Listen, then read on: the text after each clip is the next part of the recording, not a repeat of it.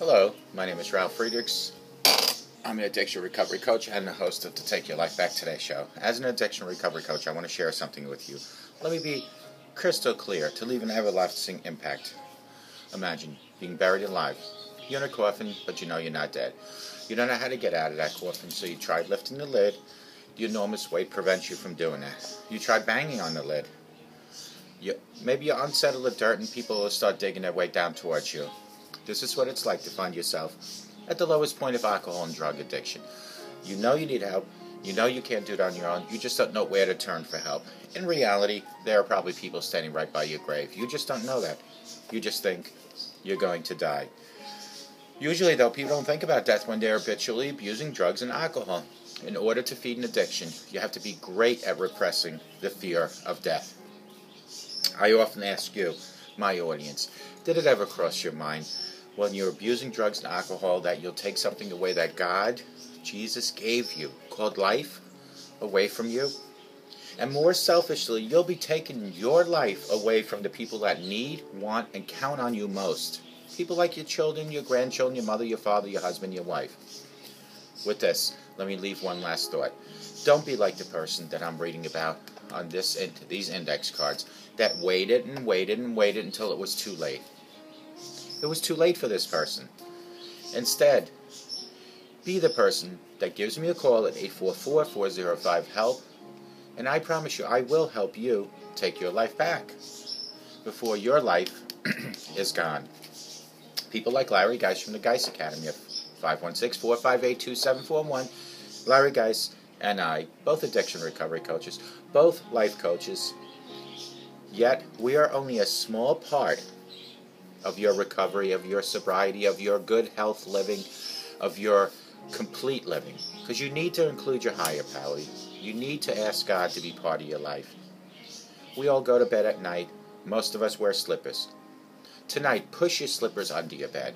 That way, in the morning, when you retrieve them, you look under there while you're on your knees. Get your slippers out and give God a prayer. Pray from your heart. No fancy words are necessary. You can say, Heavenly Father, please help me. Please forgive me. Please have mercy on me. I thank you for another beautiful day. I thank you for my family, my home, my car. Put your slippers on then and walk with God. And if you have to go outside, put your sneakers on and walk with God. Walk with God 24/7. But the best way to set aside every day a certain time and a certain place for your communication line with God is in the morning when you retrieve those slippers while you're on your knees. Have your personal conversation. It's almost like a chat line. Do an I am to God. Instant message right through your heart to Him. Do that every day. Larry Geis can be found at www.odysseyconsultant.org. 516-458-2741. Larry Geis from the Geis Academy. 516-458-2741. Today, I'm going to talk about 6 ways to accept others as they are. Not to change them, as they are. 6 ways to accept people as they are. When it comes to living a positive life, acceptance is the key. Particularly acceptance of others. Personally, I struggle sometimes when it comes to accepting others. And we all do because we're humans. We look at other people and we start judging. I have a tendency to think that my way is the best way, and others that disagree or act in a way I can understand, I'm often critical or judgmental. Again, we are human. I like to think of myself as an accepting person. But I know sometimes that's just not the case because we all make some judgment calls. We all have our moments when we struggle to accept others as they are, especially those closest to us.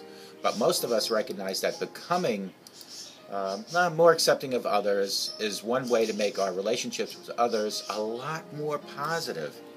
The more accepting we are, the more our relationships can flourish. And the more our relationships flourish, the more positive experiences we'll have with others. Lately, I've been thinking a lot about how I can be more of an accepting person. I want to open up my mind up, to new ways of seeing things, to new ways of understanding those I love most. There are many ways to become more accepting, but there are 6 things I'm going to start to do to increase acceptance within my own life. Number one is to watch thoughts. Watch your thoughts. Think about what you're thinking about. I often think about things other than, maybe think about other people, judging them without even realizing it.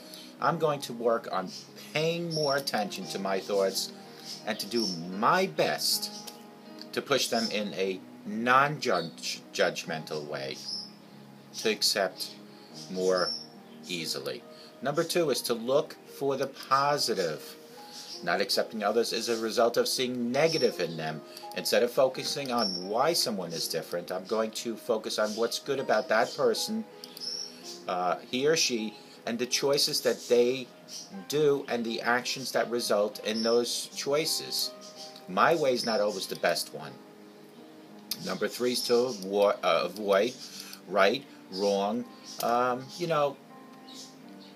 judgmental calls. It's very tempting to see the world in black and white with a right and a wrong way to do things, but that's just how it is. Things don't have to be right or wrong if I choose to accept them as they are.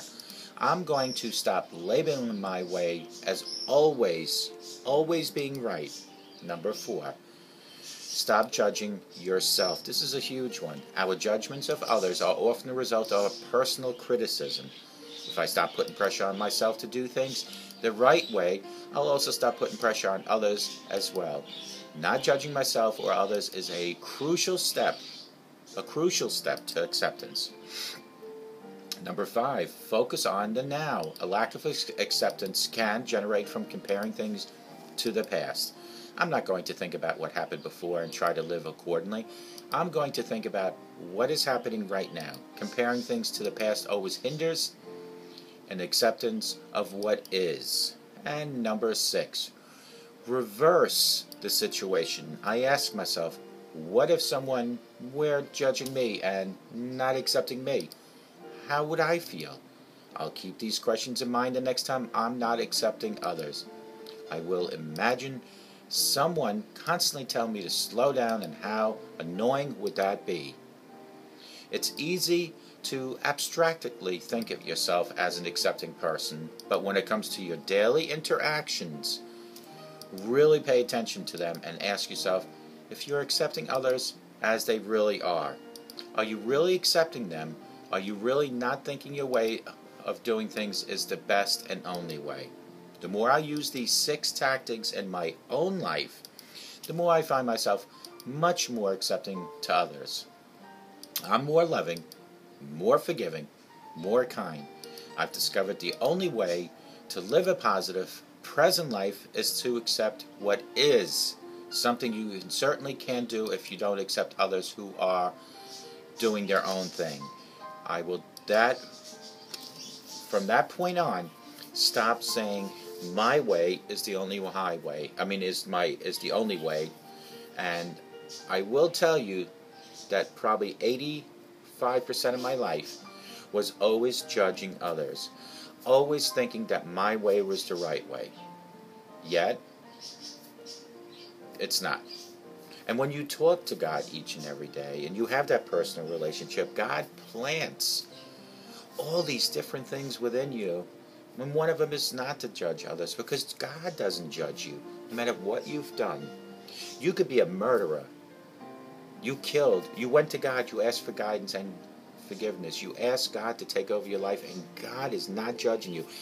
He forgives you, but asks one thing in return, is to walk and talk to Him each and every day.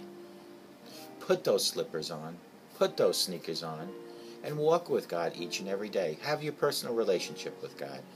And by all means, if you look in the mirror, if you see something that is not accepted by you, you need to start learning not to be so judgmental, including to yourself.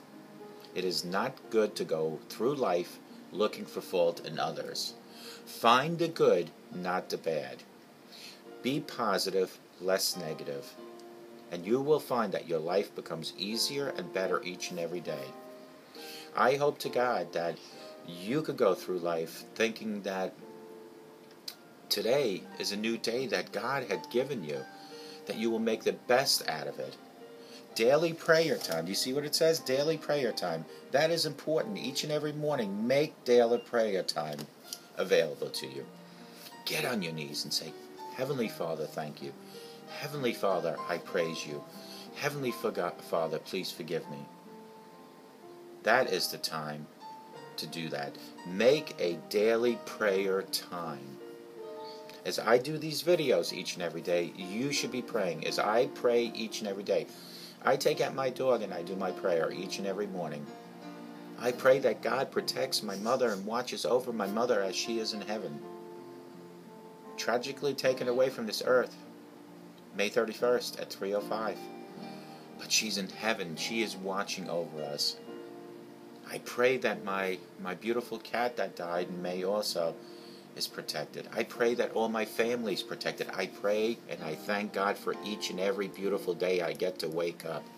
For one day, I won't be able to pray and thank Him for that because I won't wake up. Let today be the first day of your new life. Have that personal relationship with God. And if you have any questions, give me a call at 844-405-HELP. You can text me at 631-599-0218. If you want a hard copy of this, I can email it to you. Email me first at ralf@takeyourlifebacktodayshow.com. Or if you don't have access to emails, you can give me a text at 631-599-0218, and I'll send you a printed version of this video, any one of my last 20 videos.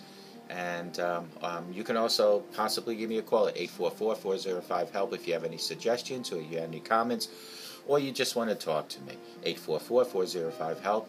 Let me help you take your life back today, and may God bless you.